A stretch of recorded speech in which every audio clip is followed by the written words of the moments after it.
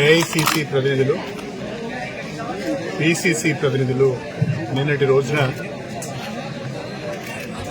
మా ఇంటికి వచ్చి కాంగ్రెస్ పార్టీలోకి రావాలని వారు ఆహ్వానించడం జరిగింది. అయితే నేను నా శ్రేయోభిలాషులతోని, నా మద్దతుదారులతోని, నా కార్యకర్తలతో మాట్లాడిన తర్వాతనే నిర్ణయం ప్రకటిస్తానని నిన్న చెప్పడం జరిగింది.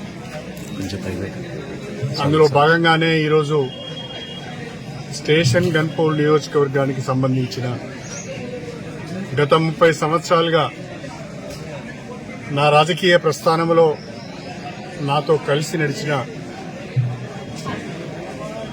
ముఖ్యులను, ప్రజాప్రతినిధులను, కార్యకర్తలను ఈరోజు కొంతమందిని, అందరినీ ఆహ్వానించలేకపోయినాం. షార్ట్ టైం ఉన్నది కాబట్టి అందరికీ చెప్పలేకపోయినాం.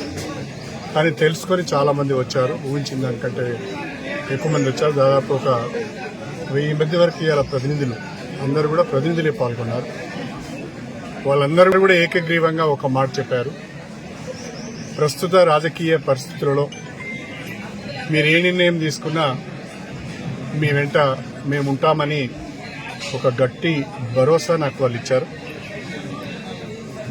వాళ్ళందరికీ కూడా నేను హృదయపూర్వకంగా కృతజ్ఞతలు తెలియజేసుకుంటున్నా. నేను ఈరోజు సాయంకాలం విలేకరుల సమావేశాన్ని ప్రత్యేకంగా పెట్టి అన్ని విషయాలు వివరంగా చెప్తాను.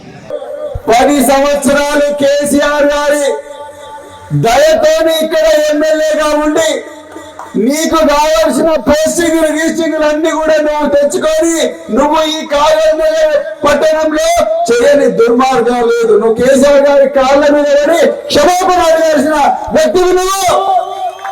ఈ ప్రాంత ప్రజల మీద నువ్వు ఆంధ్ర ప్రాంతం నుంచి తీసుకొచ్చిన కాంట్రాక్టర్లు చేస్తున్న దోపిడీ కొనసాగాలి. అందువరకే మీరు కాంగ్రెస్ కు పోయిండ్రు.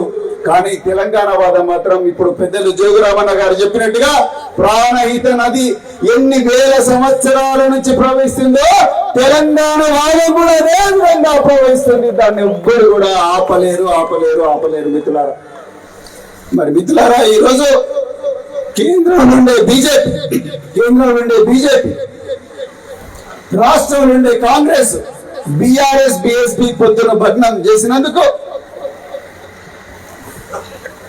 బీఆర్ఎస్ బీజేపీ బీఎస్పీ పొద్దున భగ్నం చేసినందుకు నేను బీఎస్పీ నుంచి బయటకు వచ్చి బీఆర్ఎస్ లో జాయిన్ అయిన మిత్రులారా.